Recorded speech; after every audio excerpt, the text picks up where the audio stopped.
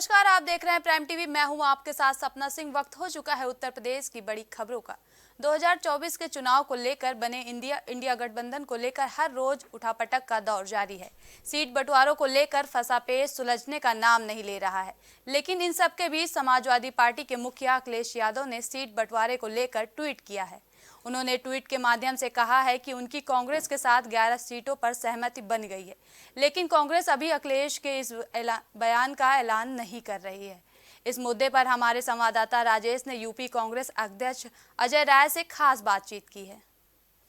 India गठबंधन को लेकर बड़ी खबर आ रही है। आज अखिलेश यादव ने बोला है कि कांग्रेस को उत्तर प्रदेश में 11 सीटें दी जाएंगी। इस पर ढेर सारी चर्चा करने के लिए हमारे साथ कांग्रेस प्रदेश अध्यक्ष अजय राय जी मौजूद हैं। मैं उनसे बात करूंगा। सर, सबसे बड़ी बात यह है कि आज समाजवादी पार्टी के मुखिया अखिलेश यादव ने बोल दिया है कि 11 सीटें कांग्रेस को दी जाएगी। तो इसको लेकर क्या कहना है आपका? नहीं,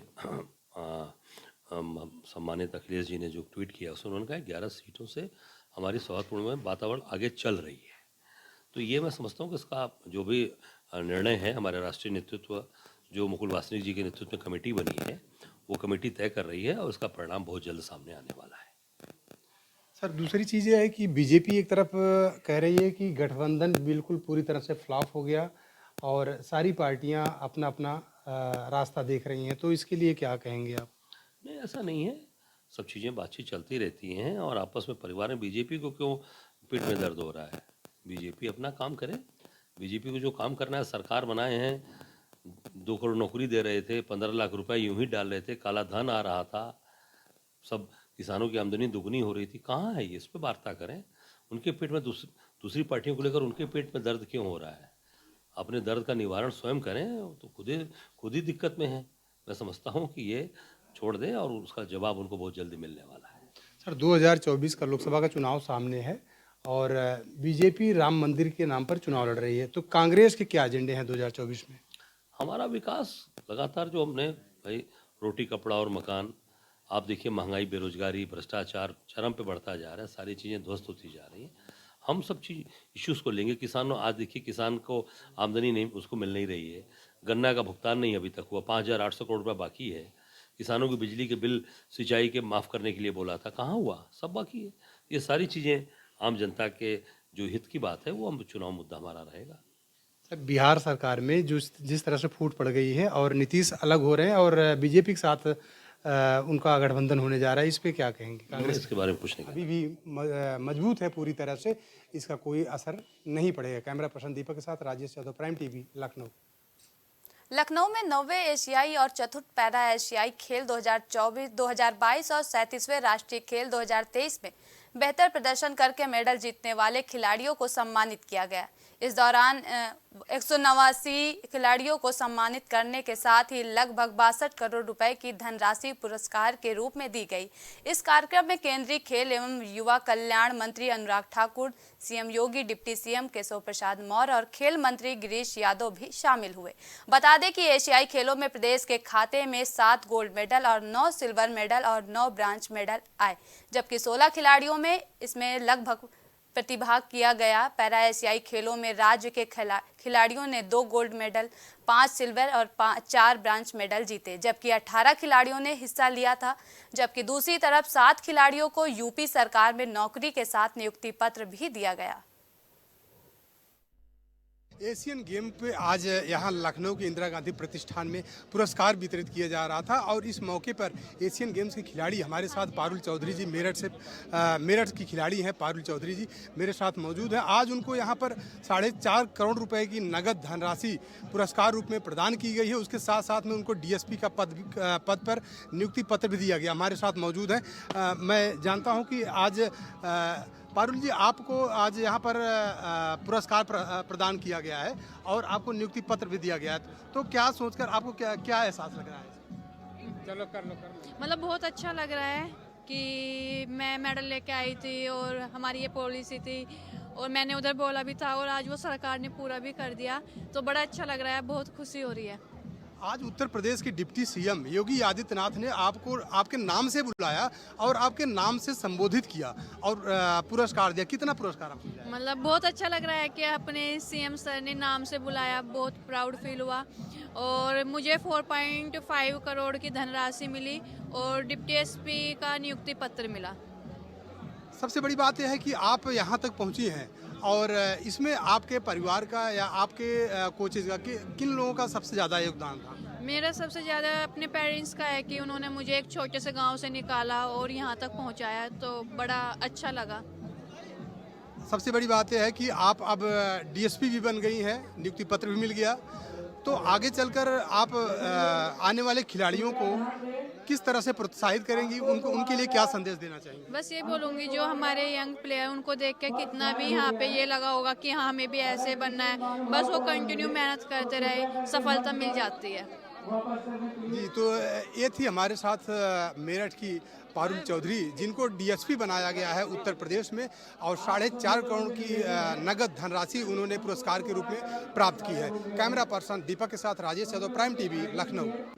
मैं सबसे पहले तो उत्तर प्रदेश की सरकार का आभार प्रकट करता हूं, माननीय मुख्यमंत्री योगी आदित्यनाथ जी का और उनके सभी साथियों का, जिन्होंने 189 खिलाड़ी और 7 हमारे कोचेस को आज सम्मानित किया। 62 करोड़ रुपए की नकद राशि भी वितरित की है और साथ में नौकरी देने का भी काम किया है। डीएसपी का पद हो, युवा कल्याण अधिकारी हो, इस तरह से एक प्रोत्साहन जो युवा खिलाड़ियों को मिला है वो बहुत स्वागत योग्य है।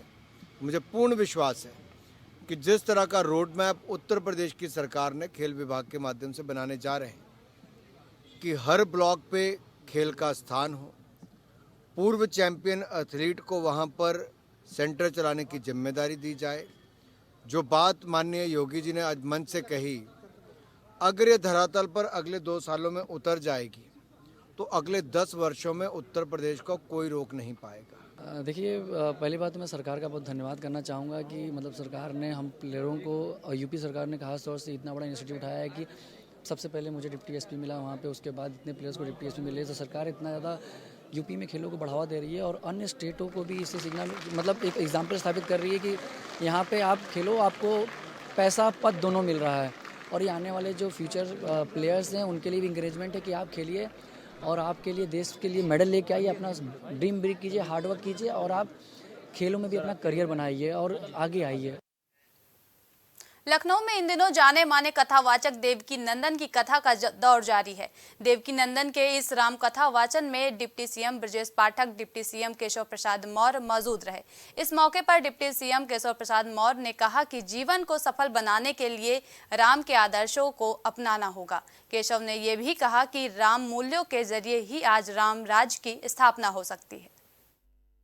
भगवान श्री राम के जो परम सेवक हैं भाई के रूप में तो श्री लक्ष्मण जी, और जिनको माता जानकी जी अपना सुत के रूप में, अपने पुत्र के रूप में मानती थी, ऐसे श्री हनुमान जी की कृपा से आप सब जो यहाँ पर आए हैं, कथा में बहुत कुछ पूज्य महाराज जी सुनाएंगे, लेकिन कहते प्रथम भगत सदन कर संगा, दूजी भगती कथा प्रसंगा। मैं नहीं जानता, अभी वहां शायद नहीं कथा पहुंची होगी। आगरा में नगर निगम की ओर से संचालित बूचरखाने के संचालन का मामला शांत नहीं हुआ। इसी बीच समाज सेवी रवि गांधी ने पशु चिकित्सा अधिकारी पर भ्रष्टाचार सहित अन्य गंभीर आरोप लगाए हैं। रवि गांधी ने शिकायत में लिखा है कि बूचरखानों को नगर निगम की ओर से बंद रखा गया है। रवि गांधी ने शिकायत में कहा कि स्लाटर हाउस में 3 महीने पशु उत्तर प्रदेश के तरफ से प्रतिबंधित हैं। आगरा के अधिकारियों ने अजय कुमार यादव पर कार्रवाई नहीं की तो भ्रष्ट अधिकारियों पर कोर्ट की ओर से कार्रवाई कराई जाएगी। संज्ञान में आया था कि अजय यादव जो पशु चिकित्सा अधिकारी है नगर निगम आगरा, उसने 7 करोड़ रुपए का घोटाला तो की पुष्टि हो चुकी है, लेकिन ये मामला जो है 60 या 70 करोड़ से ऊपर का मामला है। 15 फरवरी 2023 से स्लॉटर हाउस बंद था कुमेरपुर वाला, लेकिन उसके बावजूद भी पशु चिकित्सा अधिकारी और सुवाना ट्रेडर्स नाम की एक फर्म है, ये दोनों की मिली भगत से स्लॉटर हाउस चालू था और उसमें पशुओं का आना जाना ये सब चालू था, कटान चालू थी। लेकिन सबसे बड़ी बात यह है कि नियमानुसार 3 महीने से पशु का कटान नहीं किया जाता था, 3 महीने से छोटे बच्चे का, लेकिन उसमें 3 महीने से छोटे पशुओं का भी कटान किया गया है।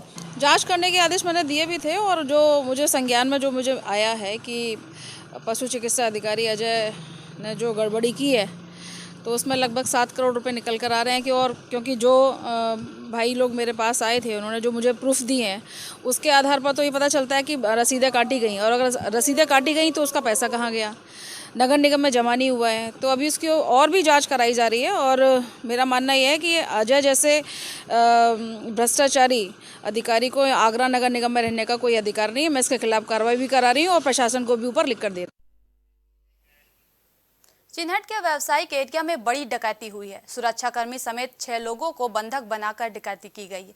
बालाजी ट्रांसफॉर्मर्स में 70-80 लाख के कॉपर वायर बदमाश बड़ी गाड़ी में भरकर ले गए हैं। इसके अलावा कर्मचारी विक्रम की तनख्वाह का 17,000 कैश भी गायब है। वहीं मौके पर पहुंचे ज्वाइंट पुलिस कमिश्नर ने इसको लेकर खूब फटकार लगाई है।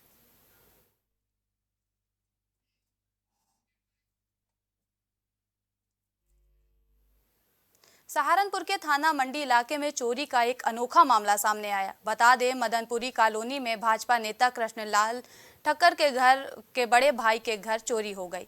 4 बदमाशों ने पति पत्नी को बंधक बनाकर 1,35,000 रुपए की लूट की घटना को अंजाम देने के बाद बदमाशों ने हाथ जोड़कर माफी मांगी और कहा कि हमें पैसों की जरूरत थी, इसलिए लूट की घटना को अंजाम दे रहे हैं।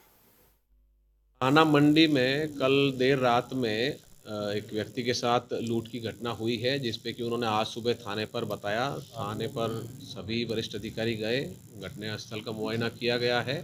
इसमें 4 अभियुक्तों द्वारा करीब 1.25 लाख रुपए की लूट होना बताया गया है, जिस पर कि मुकदमा दर्ज करवाया गया है और शीघ्र ही इन अभियुक्तों को गिरफ्तार कर घटना का अनावरण किया जाएगा। खबर सहारनपुर के देवबंद कोतवाली क्षेत्र से है, जहां एक दलित छात्र की मारपीट का वीडियो सोशल मीडिया पर वायरल हो रहा। बता दें, पीड़ित को इलाज के लिए अस्पताल में भर्ती कराया गया। वहीं पीड़ित परिवार ने थाने में तहरीर देकर कार्रवाई की मांग की है, जिसके बाद पीड़ित के परिजनों की तहरीर पर पुलिस मामले की जाँच में जुटी है। बच्चे ने बताया स्कूल से 26 जनवरी छुट्टी करके तो घर आ रहा था, तो इन्हें रास्ते में घेर कर मतलब मारपीट करी इसके साथ में। उसमें कोई तहरीर नहीं दी? कोई सुनवाई नहीं। कल से लेकर मेडिकल हुआ इनका, कल पूरा दिन ऐसे घुमाया।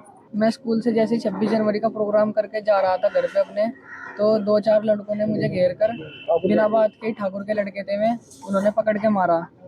और गांव नूरपुर में भी रहने वाले थे, रणकंडी के भी लड़के थे कुछ, तो उन्होंने गाली गलौज करी और मारा। फिर जब मैं उनसे छुटा कर भागा, मेरे पीछे रोड लेके भाग गए। फिर रोड से हमला करने पर मेरा सिर फाड़ा उन्होंने। तो कोई तहरीर नहीं है, कोई पुलिस कार्रवाई नहीं है? कुछ अभी तक कुछ नहीं हुआ, अब करेंगे जो होगा। खबर मथुरा के बरारी से है, जहां शादी समारोह के दौरान डीजे बजाया जा रहा था। तभी पड़ोसी ओम प्रकाश ने डीजे की आवाज कम करने को पड़ोसी से कहा, तो गुस्साए पड़ोसी ने इकट्ठा होकर घर में घुसकर मारपीट की, जिसमें महिला सहित 4 लोग गंभीर रूप से घायल हो गए। वहीं घटना की जानकारी मिलते ही मौके पर पहुंची पुलिस ने मामले को शांत कराकर घायलों को अस्पताल में भर्ती कराया। वहीं अब घायलों का कहना है कि पुलिस ने अभी तक कोई कार्रवाई नहीं की है। वैसे 7 बजे से डीजे बज रहा था, हमने कहा भाई स्लो आवाज में बजा लो, तो उन्होंने कहा कि ये ऐसे ही बजेगा। और फिर थोड़ी देर 2 घंटे बाद उसने ड्रिंक करी। ड्रिंक करने के बाद 5-7 लड़के आए, फरसा बल्लम पाइप लेके मेरे घरवाली के साथ छेड़छाड़ की। हमने उसका विरोध किया तो मेरे सिर पे फरसा मारा। इस साइड में भी चोट है, इस साइड में 15-18 टाँके इधर आए। और कितने लोग घायल हुए हैं आपके? हम घायल तो 5 हैं, पर लड़की घर है, वो थोड़ी हल्की फुल्की चोट है। तो काम पे से आगे सब लोग, उन्होंने कहा कि भाई स्लो कर ले इसे और रोटी खाने पीने दे, आराम करने दे। आराम से लगा रहे थे, तो जब तो उसने स्लो कर लिया, हम सो गए कि लगा के। फिर उन्होंने अटैक किया हमारे पास, 12-13 जने बुला के मारपीट करी है। और 2 चीज़ सोने की, 2 चांदी की और 60,000 रुपये लेके गया था। प्राइम उत्तर प्रदेश की खबरों में अभी के लिए इतना ही। देश और दुनिया की तमाम बड़ी खबरों के लिए देखते रहिए प्राइम टीवी। नमस्कार।